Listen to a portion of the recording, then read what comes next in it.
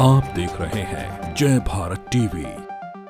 आगामी विधानसभा चुनाव को लेकर आदर्श आचार संहिता लागू है और निर्वाचन आयोग आचार संहिता का सख्ती से अनुपालन कराने में जुटा है।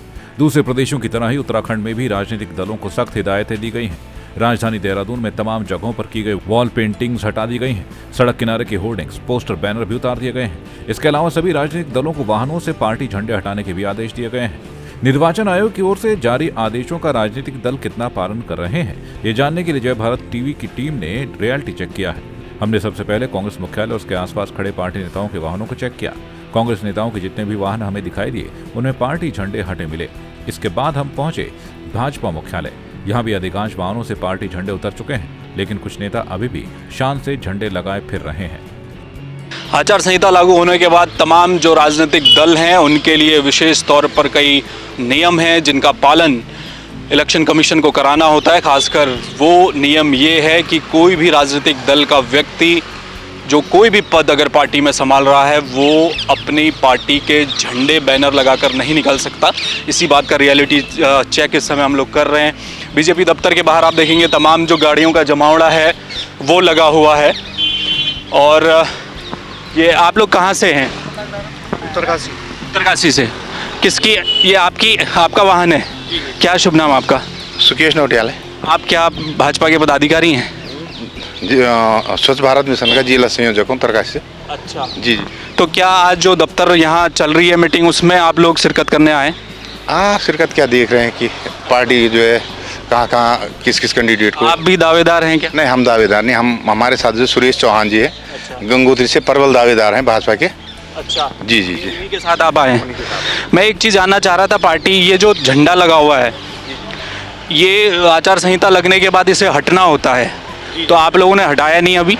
चलो हटा देते हैं, वो मिस्टेक दूर से आ रखे तो ध्यान से भी उतर रखा आजकल तो थोड़ा उस। जी जी जी, कोई बात नहीं। तो जो चीज़ें अगर हमसे गलती से हो गई उसके लिए हम मानने के लिए तैयार हैं, ऐसा कोई बात नहीं। के नियम आपको मालूम होंगे।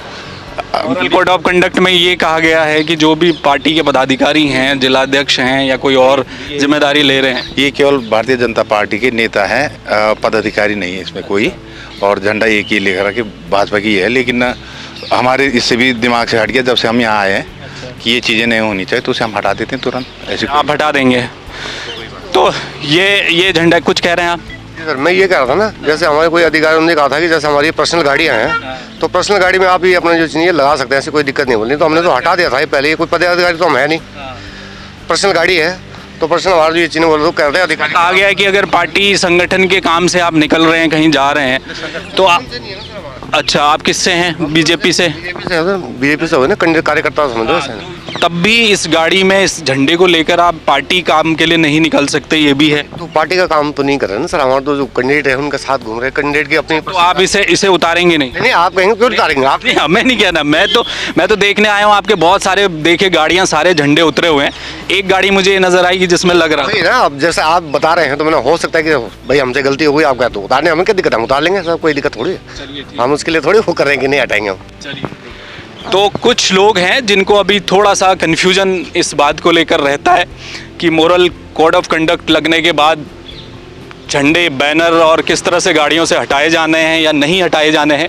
ये गाड़ी है जो भाजपा के लोग हैं, उत्तरकाशी से लोग आए हैं। और भी तमाम जो इस तरफ आप देखेंगे तमाम जो गाड़ियां वाहन लगी हैं, बहुत सारे वाहन ऐसे भी हैं जिनके झंडे, बैनर हट चुके हैं। इसी तरह से कांग्रेस भवन में भी आपको हमने दिखाया और आम आदमी पार्टी के दफ्तर भी ले चलेंगे, वहाँ भी जो पदाधिकारी हैं पार्टी के वो किस तरह से नियम फॉलो कर रहे हैं वो भी हम आपको दिखाएंगे। इसके बाद हमने आम आदमी पार्टी के दफ्तर का भी रुख किया। आप नेताओं की गाड़ियों से झंडे उतरे दिखे। आपको बता दें कि आचार संहिता लागू होने के बाद राजनीतिक दलों का छोटा या बड़ा झंडा वाहनों पर नहीं लगाया जा सकता। इसके लिए निर्वाचन आयोग की अनुमति लेनी होगी। राजनीतिक दलों के काफिले में 5 से अधिक वाहन नहीं होंगे और 2 काफिलों के बीच 30 मिनट का अंतर होगा। तमाम तरह की पदयात्राएं, सभाएं, रैलियां भी 15 जनवरी तक बैन की गई हैं। जो तस्वीर आज हमें दिखाई दी है उसे देखकर ऐसा लगता है कि आचार संहिता के नियमों का पालन कराने में फिलहाल इलेक्शन कमीशन कामयाब रहा है।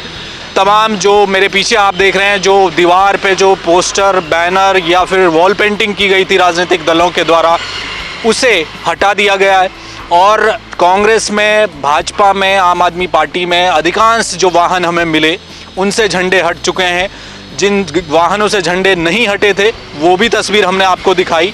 और अक्सर हर चुनाव में ये देखा जाता है कि आचार संहिता लगने के शुरुआती समय में कड़ाई से पालन होता है, लेकिन जैसे जैसे राजनीतिक दलों में चुनावी रंग चढ़ेगा तो ये आचार संहिता के उल्लंघन के मामले भी उसी तरह ऊपर उठते हैं।